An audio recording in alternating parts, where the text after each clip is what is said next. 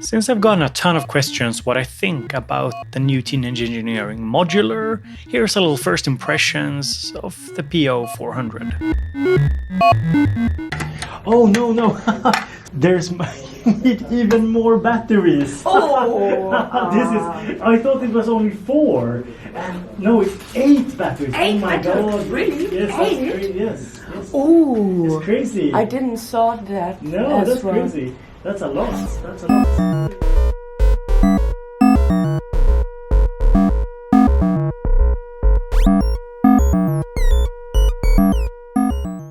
After testing the PO Modular 400, I came up with this analogy.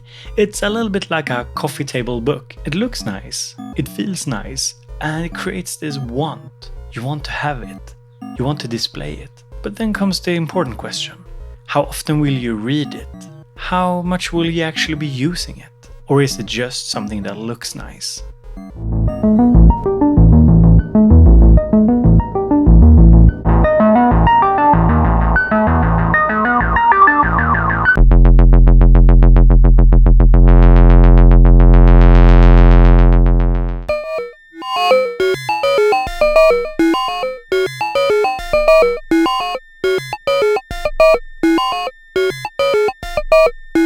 So I'm here shooting some video at Schneider's Laden, and I got to test out Teenage Engineering Eurorack, the 401, and here are some of my first impressions of this little modular system. Now, when it was announced, I was like this close to pressing buy, and the reason was I really loved the aesthetics of it. Of course, I knew that it couldn't really do anything that my other stuff couldn't do, but it just looked really appealing. And of course, this is a big strength of their products. They look really cool. They create this sensation that you really want to buy them. However, when I sit down with it now, I do have a few things I like about it and a few things I dislike about it.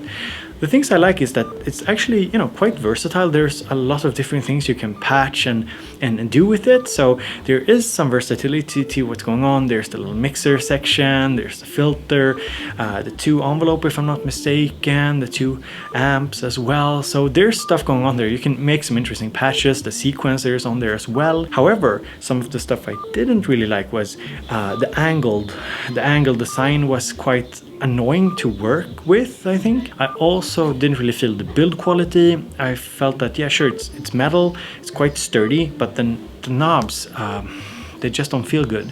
To be honest, I have to be really honest here. They don't feel good. The sequencer was really annoying to program with these knobs. Not enough space between them. Even me with small hands felt it was kind of a bummer there. And this was something I did think when I saw it, like it looked nice, but the knobs just seem very plasticky, very small, hard to get at. It's also kind of hard, at least for me initially, to understand exactly where are they, what are they set to. So that was also a little bit of a drawback. The sound is good. I think it sounds what you'd expect from a little modular system like this, so no complaints there. Then of course there's the price. There's a lot of other products from Behringer.